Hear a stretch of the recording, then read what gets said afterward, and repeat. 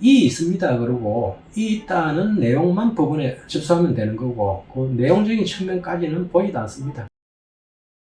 상담을 하다 보면 의뢰인들이 급하다, 급여 압류하겠다고 한다, 빨리 진행해달라 이렇게 이제 말씀들을 많이 하십니다. 법원을 통해서 압류가 진행되는 과정을 살펴보면 압류나 가압류가 걱정하시는 것처럼 쉽게 되지는 않는다는 거, 그런 부분에 대해서 오늘 한번 말씀드려보도록 하겠습니다. 가압류, 가짜가 붙는다는 것은 임시청구라는 겁니다. 임시로 이제 압류를 한다는 건데 가압류와 압류의 차이는 집행 권한이 있냐 없냐 이 차이입니다. 쉽게 이제 말씀드리면은 법원의 판결을 받았냐 안 받았냐 그 차이입니다. 법원의 판결을 받고 나서 확정된 판결문을 가지고 그 이후에 집행을 들어가면은 본 압류가 되는 거고 경매라든지 그런 절차로 가는 거고, 법원의 판결 절차, 즉 소송 절차를 안 거치고 판결 이전에 급하게 압류하려고 그러면은 그때가 이제 가압류가 되는 겁니다. 임시로 우선 압류해달라고 신청을 하는 거죠. 압류도 이제 압류 대상에 따라서 법원에서 요건을 엄격하게 보는 경우가 있고 덜 엄격하게 보는 경우가 있습니다.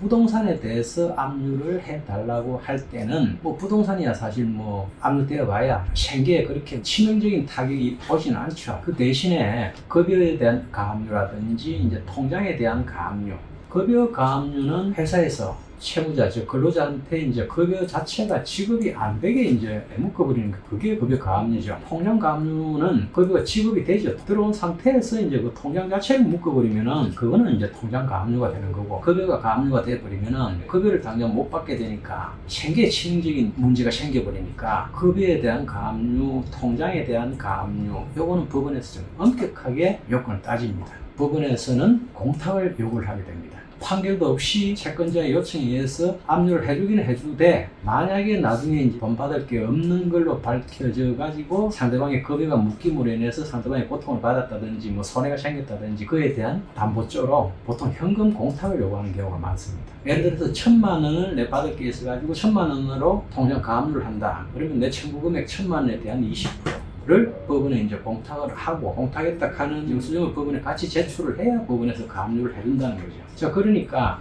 카드사나 금융기관 뭐 이런 데서 가압류를 하려고 그러면은 그 사람들은 무수하게 많은 채무자들이 있죠. 예치시키는 사람들. 그런데 그 사람들의 통장이나 급여에 가압류를 하려고 그러면은 방금 말씀드린 대로 그 청구 금액의 20%를 일일이 공탁을 해야 되는데 그게 현실적으로 쉽지가 않다는 거죠.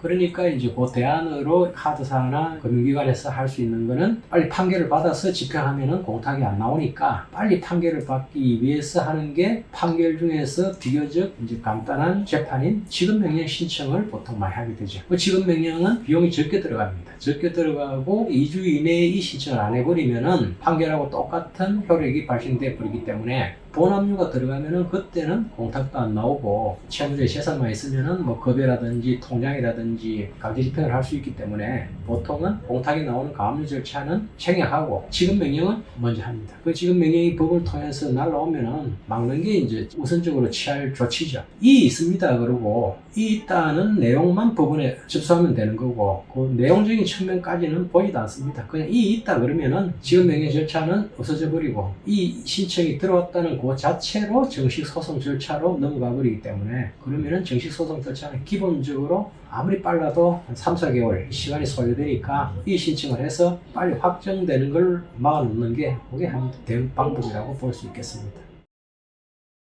이건 뭐 팁입니다만 사실 하다 보면은 통장이 압류되는 경우가 덜 생길 수 있죠.